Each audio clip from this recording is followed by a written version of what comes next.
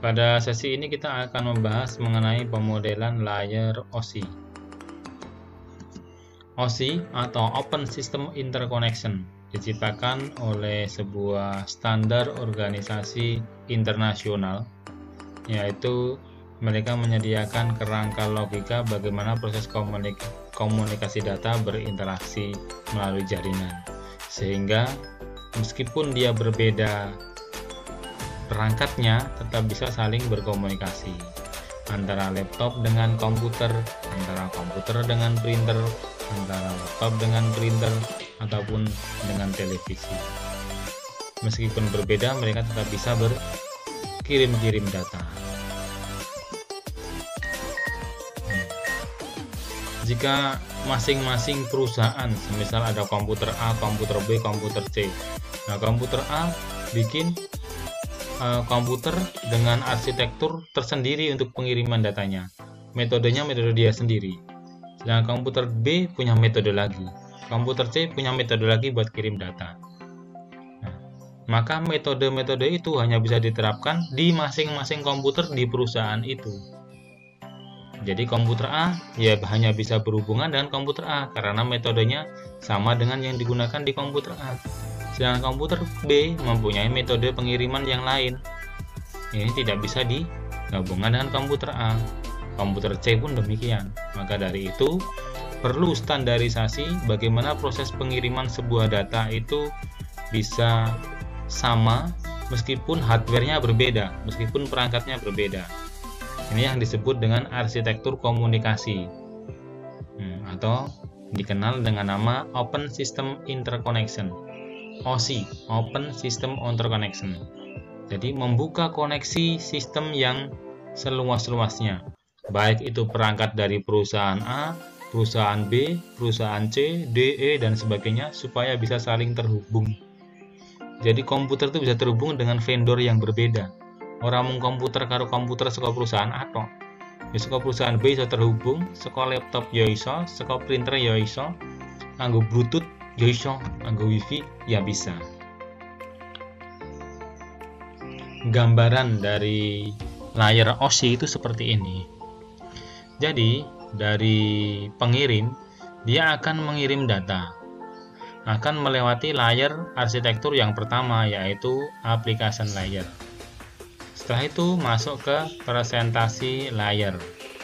Setelah itu masuk ke sesi layer. Lalu transport layer, network layer, data link layer, lalu ke physical layer. Nah, di sini sudah dalam bentuk kirim-kiriman berbentuk digital biasanya, yaitu bisa lewat kabel ataupun lewat wifi. Nanti masuk ke penerima, ya, melalui physical layer, diteruskan ke data link, network layer, transport layer, session layer, presentation layer, application layer, baru diproses oleh penerima, diterima. Oh, ada pesan WA. Oh, ada gambar di WA. Gambar dan pesan yang lewat WA tadi itu sudah melewati 7x2 player tersebut. Nah, kok cepat sekali? Ya karena saking cepatnya komputer memproses sehingga tidak terasa, hanya sepersekian detik kita bisa menerima pesan atau gambar tersebut. Di OSI itu ada 7 layer, ya, ada 7 layer. Nah, 7 itu dibagi menjadi 2 bagian. Yang 3 teratas, application, presentation, session, disebut upper layer. Sedangkan yang bagian bawah, transport, network, data link, physical, disebut lower layer.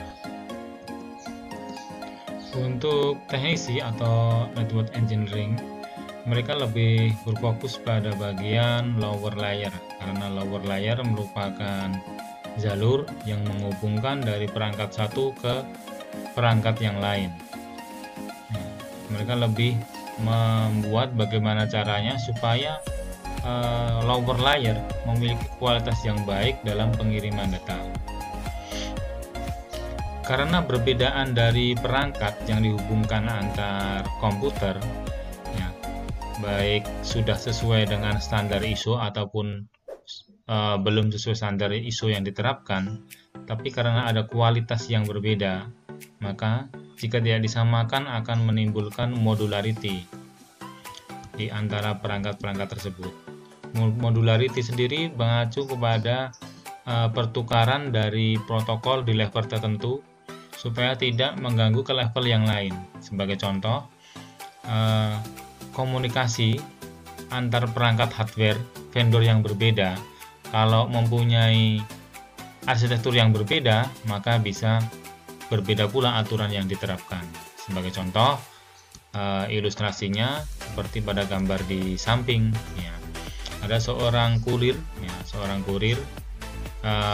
kurir kiriman paket.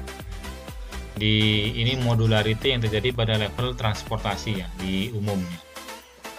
Anggap saja di umum ada 3 level, yaitu kuning, hijau, dan merah, seperti digambarkan pada gambar.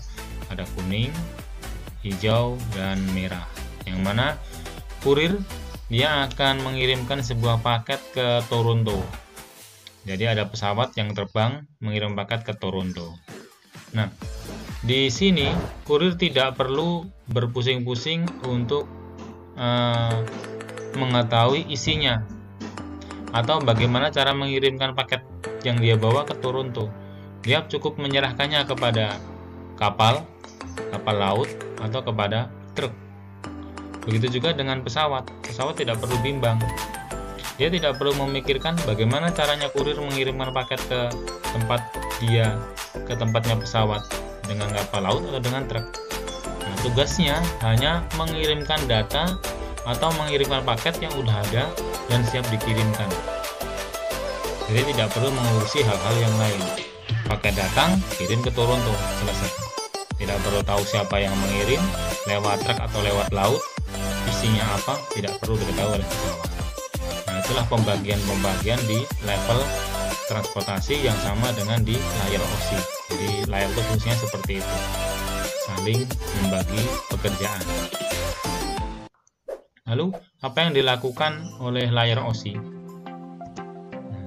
Ketika data ditransfer melalui jaringan, sebelumnya data yang sudah disiapkan harus melewati 7 layer.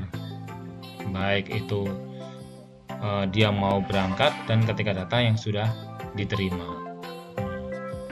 Semua harus melewati seperti itu. Layar terluar adalah layar fisikal.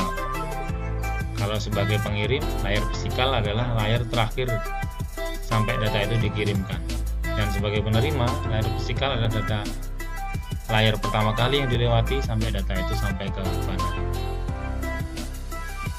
Fungsi dari OC yang pertama di application layer itu yang paling atas, ya, dia menyediakan jasa untuk aplikasi pengguna.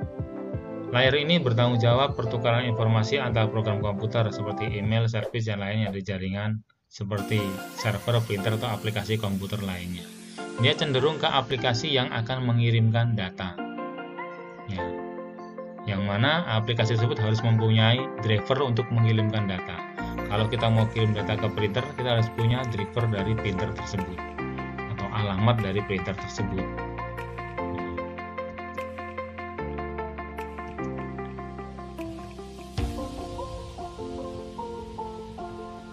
Selanjutnya, presentation layer. Dia bertugas bagaimana data dikonversi atau diformat untuk pengiriman. Jadi pengemasan data,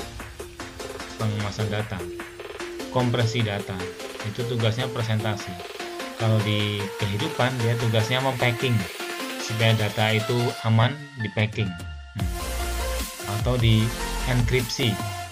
Enkripsi supaya data itu aman ketika dikirimkan, tidak terjadi cacat, atau dikompresi menjadi lebih kecil. Itu tugasnya sebagai layer presentasi. Selanjutnya session layer. Session layer ini menentukan 2 terminal. Dia berfungsi menjaga dan memelihara dan mengatur koneksi. Bagaimana mereka terhubung satu dengan yang lain. Nah, session ini dia memelihara supaya hubungan antar masing-masing layer itu berjalan dengan baik. Dialah yang menjembatani dari masing-masing layer itu untuk pengiriman data, sehingga data bisa benar-benar diterima dan dikirimkan, benar-benar dipaket, sudah terenkripsi. Lalu transport layer, ini layer yang keempat, lapisan yang keempat. Dia bertugas membagi menjadi segmen ya, antar terminal dan menangani error. Sehingga jika ada data yang besar, ya, tugasnya transport dia membagi pengiriman. Ya, karena data yang besar tidak mungkin dia langsung kirimnya langsung masuk, pasti kirimnya secara bertahap. Ya. Kalau ada error, sampai di mana error itu ketika pengiriman, dia akan mengirimkan ulang. Begitu juga nanti mengumpulkan kalau dia sebagai penerima. Ini yang ada di layar transport. Lalu network layer, dia bertugas menentukan alamat kiriman. Dia mau dikirimkan ke alamat mana, lalu rute mana yang akan dilewati. Setelah dibagi, lalu dia rute mana yang akan dilewati. Jika rute itu ada antrian, ya misalnya kita di jaringan di LAN ada antrian di LAN tertentu, dia harus bisa ke jalur yang lain. Ya, dialah yang mengatur dia harus lewat jalur mana supaya data itu segera sampai. Data link layer, ini data ke-6 ya. Data ke-6. Data ini diproses di hardware ya, di kartu jaringan. Dialah menghubungkan antara bagian terluar dari OSI ke jaringan atau ke kabel yang akan dilewati atau melalui WiFi yang akan dilewati. Dia yang bertugas menyediakan jalurnya atau menyediakan tiketnya, tiket ataupun jalan keluar. Itu tugasnya dari data link layer. Yang terakhir yaitu physical layer. Dia bertugas bertanggung jawab atas prosesan data menjadi bit. Jadi sebelum dikirim keluar, ya setelah dapat tiketnya dia merubah menjadi bit, lalu mentransfernya melalui media, baik itu lewat kabel ataupun dari koneksi fisik antar sistem ataupun melalui WiFi. Ini tugasnya physical layer, tugas terakhir dia dikonversi menjadi bit untuk dikirimkan, sehingga bisa dihitung berapa mega yang dikirimkan, berapa yang sudah sampai, berapa yang belum sampai dikirimkan.